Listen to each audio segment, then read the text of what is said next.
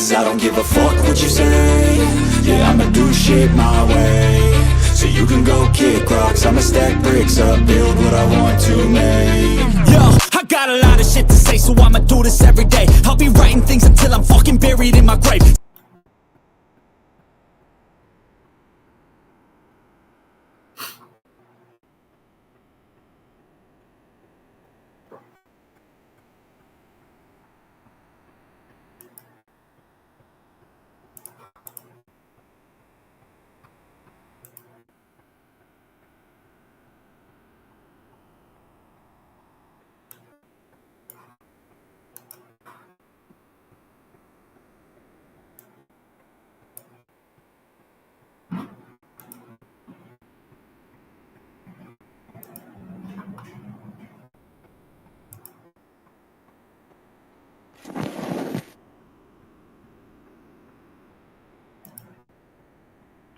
Charles 22.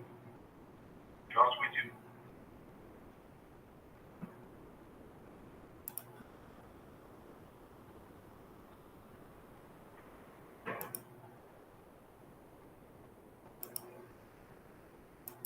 Majority Whip is recognized. Thank you, Mr. President. Mr. President, I ask unanimous consent that decorum call be vitiated.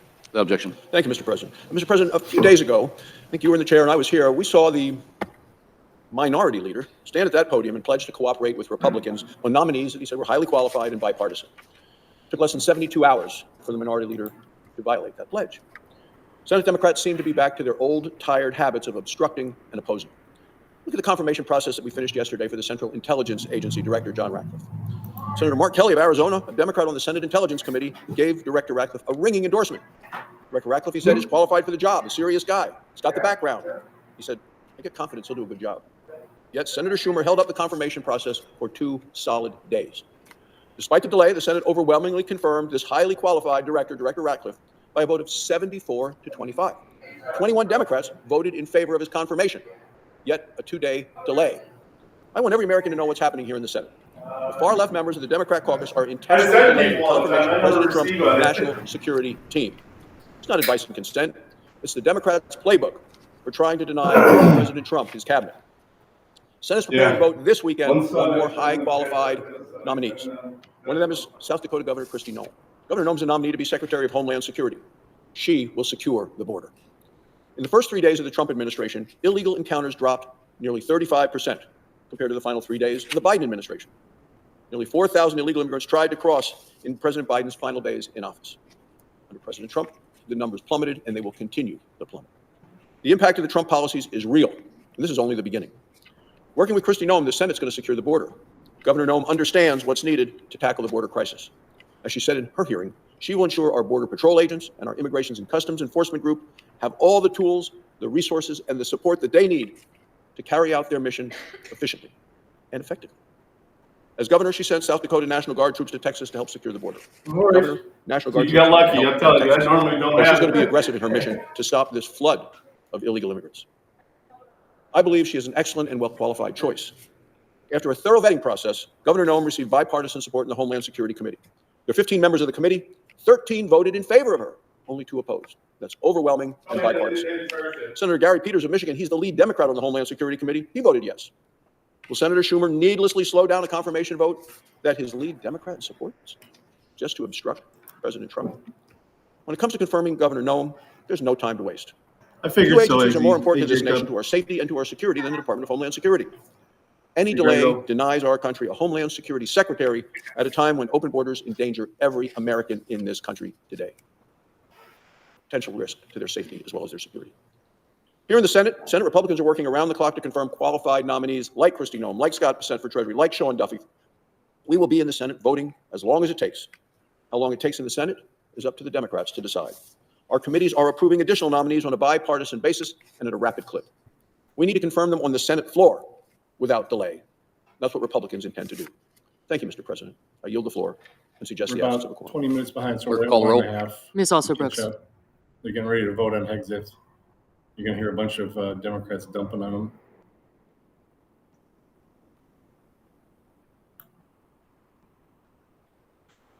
I didn't see anybody broadcasting this, so I'll just go right to the Senate feed itself.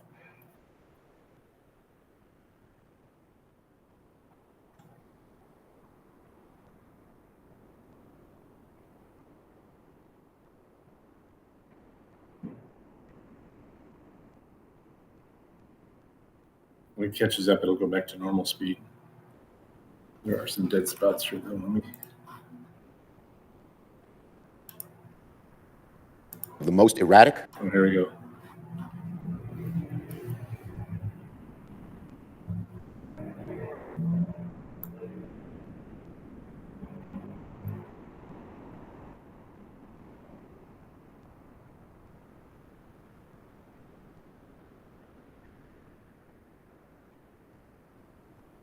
The Democrat leader is recognized. I ask unanimous consent the quorum be dispensed with. Without objection. Well, Mr. President, yesterday, 51 Republican senators voted to advance one of the most erratic, unqualified, and unfit cabinet nominees we have ever seen in modern times. Pete Hegseth is possibly just a few hours away from becoming the next Secretary of Defense, overseeing the greatest military in the world. He has neither the character, the experience, or the judgment required by the job. If there is one word that should never describe a Secretary of Defense in this important position, it is erratic. But that is the one word that describes Mr. Hegseth best. Before we vote this today, I hope my Republican colleagues think carefully, one last time, about the risks to the American people and particularly to the men and women in our armed forces of confirming somebody like Mr. Hegseth. I hope my Republican colleagues understand the danger of entrusting our military to someone whose background has not been fully vetted. We know much of his past remains uninvestigated. We know Mr. Hegseth refused to meet with Democrats on the Armed Services Committee, save for the ranking member. And how can that be?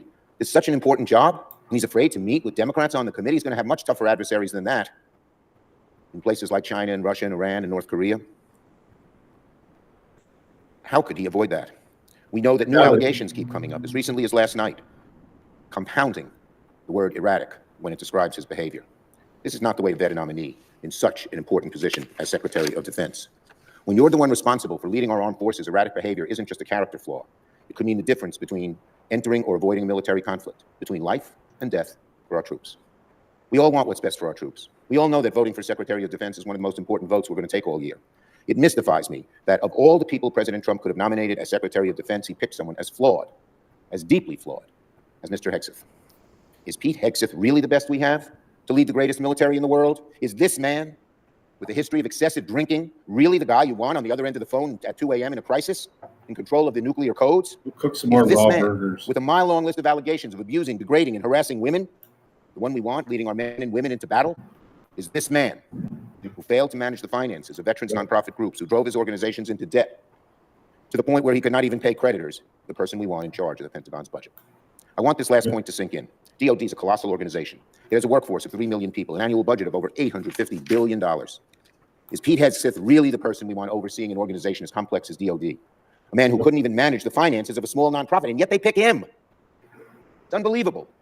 And he was pressured to resign of these small nonprofits.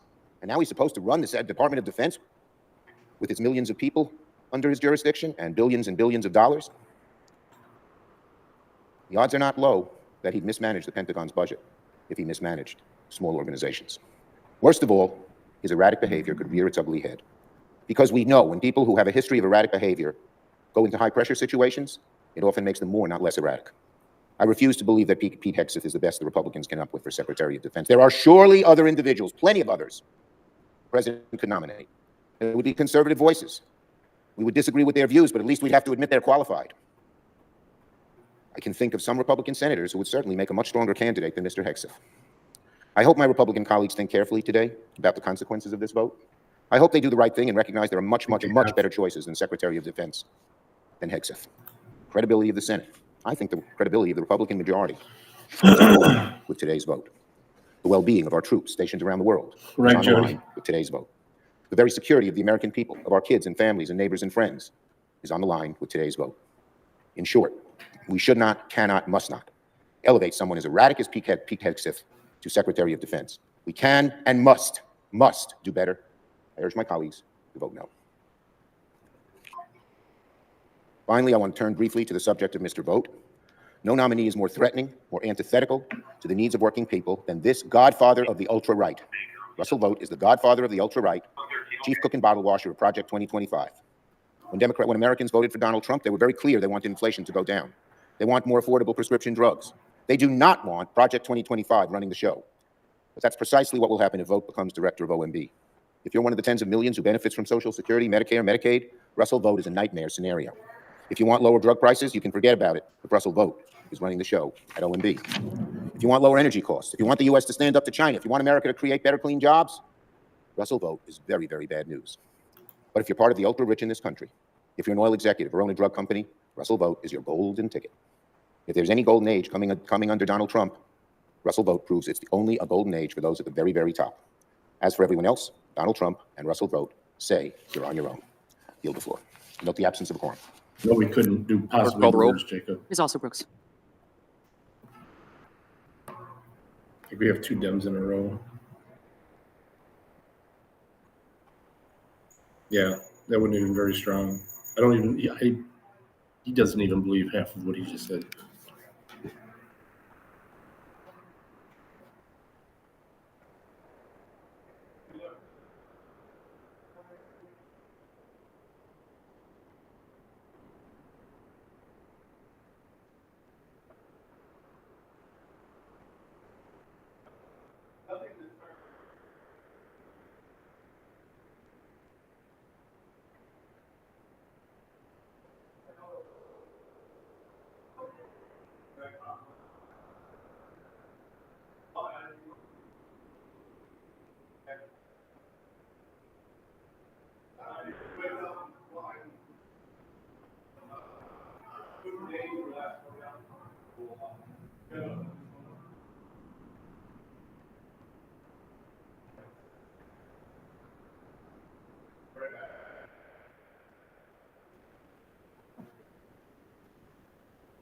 Let me see if I can find Senator from Hawaii is recognized. Mr. President, I There you ask go. unanimous consent to vitiate the quorum call. Without objection. Mr. President, Pete Hegseth is just not qualified to be in charge of the Department of Defense. He would oversee almost 3 million employees around the world, I didn't realize. an annual budget of over $800 billion. But his only management experience to date is running 2 very small veterans organizations with, let's just say, mixed results. Even if he had done extraordinarily well in that job, you do not put a person in charge of a small shop suddenly in charge of 3 million employees. He ran organizations with just a few dozen employees and tiny little budgets, and neither of them were anything like the Defense Department in size and scale. And so on what basis are we supposed to trust that Pete Hegseth can manage not just the largest employer in the country, but one of the largest employers on the planet? Much like the rest of Donald Trump's cabinet, the main criteria for Hegseth's nomination was his loyalty to Donald Trump. And I'm not saying loyalty to the president is some sort of disqualifier. You want your cabinet to be loyal, but it can't be the only thing. You also have to be good at this. And it's not like you couldn't have found a MAGA world person that was a 3-star or a 4-star, or someone who had run a big enterprise, or someone who had been a governor, or someone who had done big things and demonstrated that they can run big, complex organizations. That's what this is. This isn't about woke or not woke or foreign policy. This is about, gosh, this is a big job. And to the extent that the United States Senate is in the personnel business, right, to provide our advice and then our consent to a president providing us with a nominee, it's very hard to get to yes on someone who's just never run anything particularly large or complicated. In 2017, and this is his main qualification, he says, I think Donald Trump is the final defensive line for America. And as Trump ran for re-election, he said that there would be a national divorce if Democrats won, and that the military and the police will be forced. The military and the police will be forced to make a choice. And yes, there will be some form of civil war. This is the guy we want to run the Defense Department, who a couple of years ago suggested that if Democrats win, there might be a civil war. It's not just that Hegseth is a Trump acolyte getting a plum job in the administration. There's plenty of that happening. It's also that he has no real understanding substantively of the job that he would be doing. Leading the Department of the Defense is not just a bureaucratic exercise. Day in and day out, month after month, you are issuing billions of dollars in contracts and making decisions that are not at all obvious and super complex and sensitive. There are trade-offs and compromises, and you got to know how, as they say, the building works. And so your knowledge and your experience really matter here. Yeah, who's the rhinos besides Markowski? Which is why it was so alarming that he wasn't able to name a single member of ASEAN when asked by my colleague, Senator Tammy Duckworth, at his confirmation hearing. It wasn't a gotcha question. That is pretty basic stuff. ASEAN, which stands for the Association of Southeast Asian Nations, is an essential part of the United States strategy in the Indo-Pacific. These are key partners the Defense Secretary directly engages with. But Hegseth didn't even know the first thing about them and named a bunch of countries that don't even belong to the organization. Later, when he was asked by Senator Slotkin whether he would carry out an illegal order from Donald Trump, like using the military against civilians, he refused to give a straight answer. There are a lot of close calls when you're defense secretary, but whether or not to turn the military on the public, even if they are Democrats, is not a close call. That's a simple, no, I wouldn't do that. I will not carry out an illegal order. No, the United States military is not in existence for the purpose of carrying out orders against United States citizens exercising their constitutional rights. Leading our armed forces is not a part-time gig. The Pentagon is not a cable news set where you can roll up on a Saturday and say clever things. You can't improv your way out of global conflicts. The people who lace up and go into battle deserve better than that. They deserve someone who understands the world in all of its complexities and recognizes the weight They of their understand decisions, that. especially when the chips are down. And Pete Hegseth is not that person. I urge my colleagues to do the right thing and vote no on his confirmation. I yield the floor and suggest the absence of a quorum. The clerk will call the roll. Ms. Alsobrooks.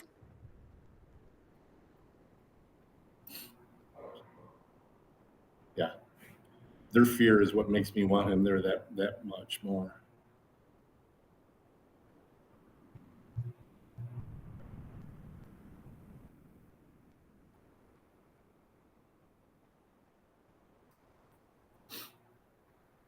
Well, but their current one that just disappeared for a week in the hospital and didn't tell anybody, that's responsible.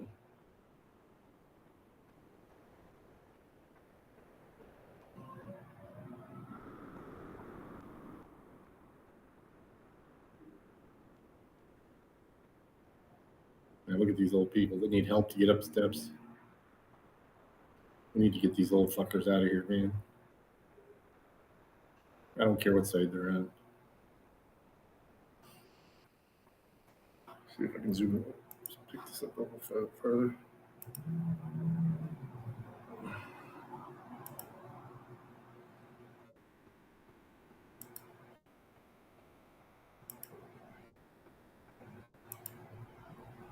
They don't have a 1.25, they only have a 1.5.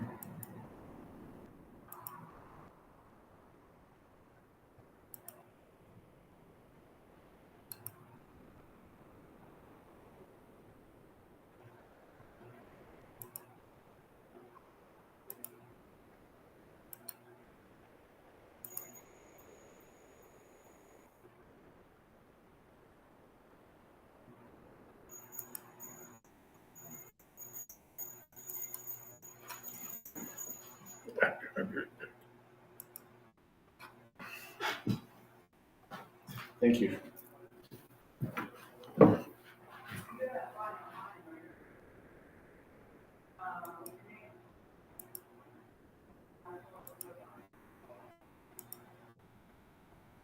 right.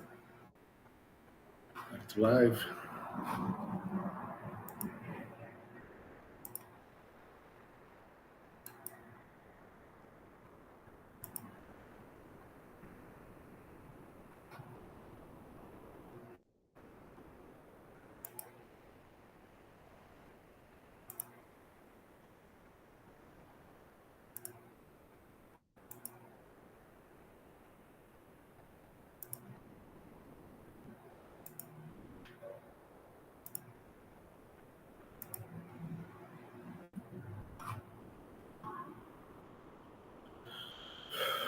Let's try this.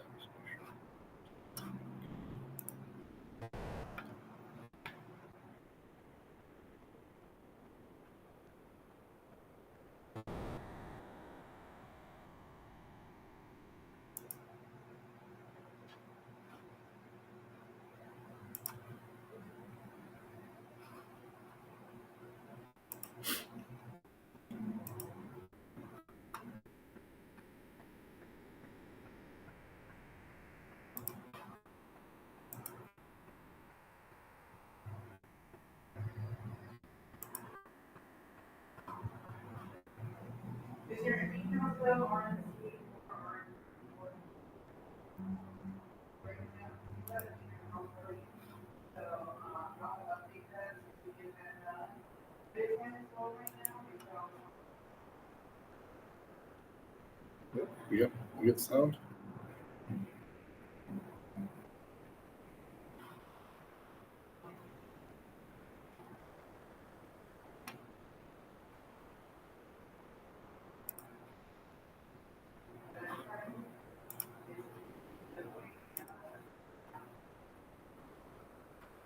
No, that's me.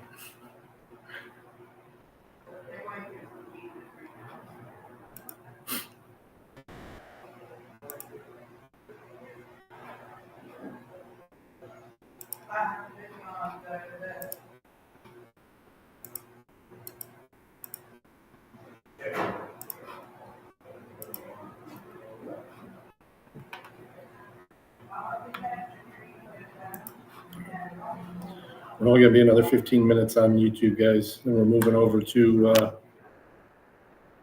Rumble. Can't do it today. Any time I spend on YouTube, I'm risking getting knocked.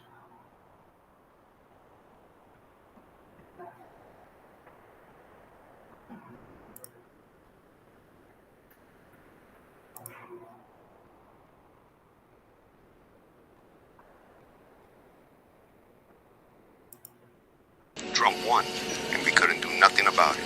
And that's it.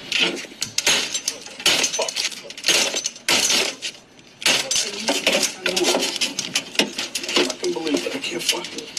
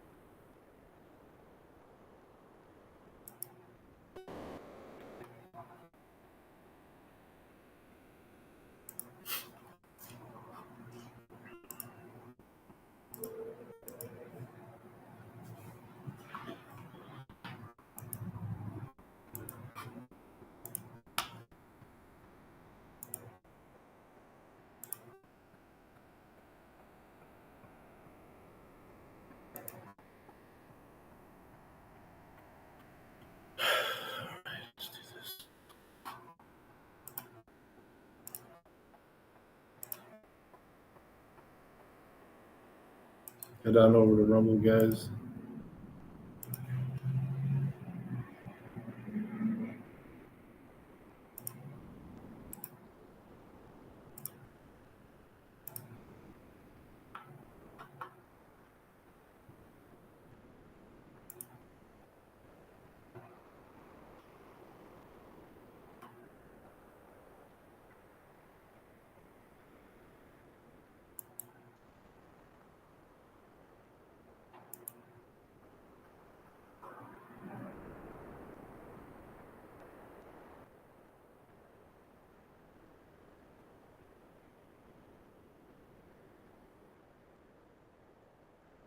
I'll meet you over there then.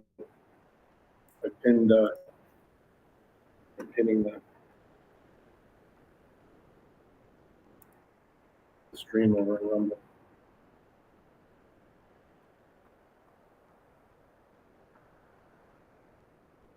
Coffee check. Yeah, let me get it done. This doesn't start up right away. We'll play something else. Then I can't play on YouTube.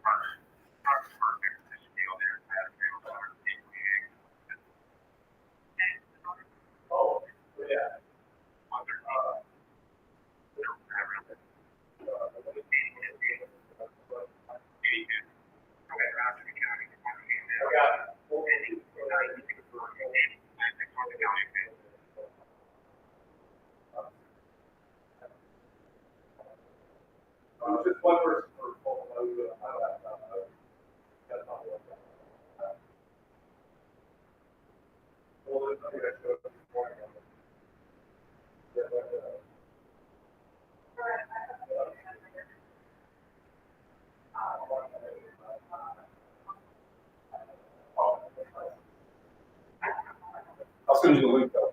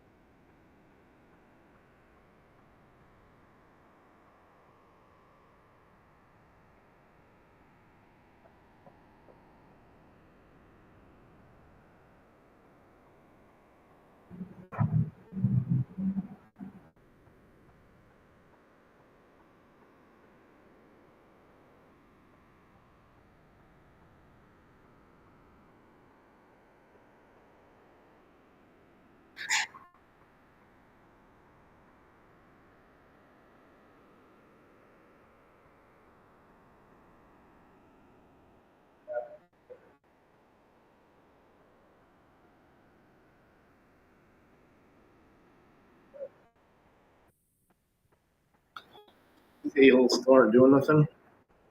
Hey, Grego, welcome.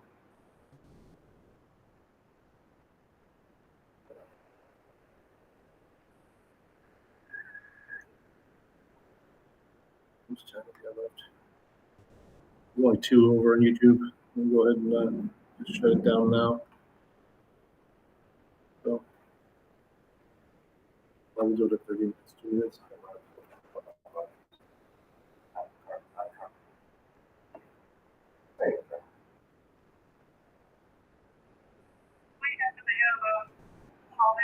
Jeremy Brent.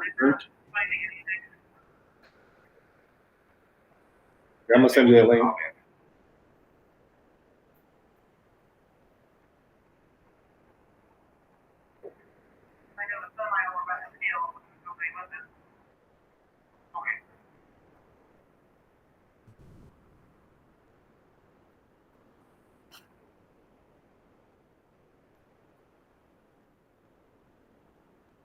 I haven't seen that one.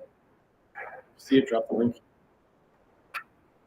1 more minute left on YouTube, guys. Head on over. Links. The pinned chat is the link to the Rumble. So fucking tired of YouTube.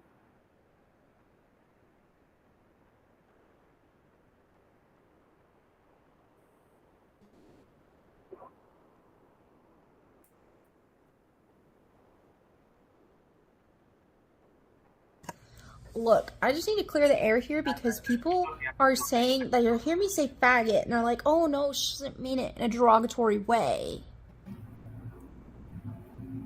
Yes, I do, faggot. Oops. Get that on YouTube, huh? All right, guys. See you later on YouTube. You're going to see a green screen for a little bit, and then I'm going to kill it.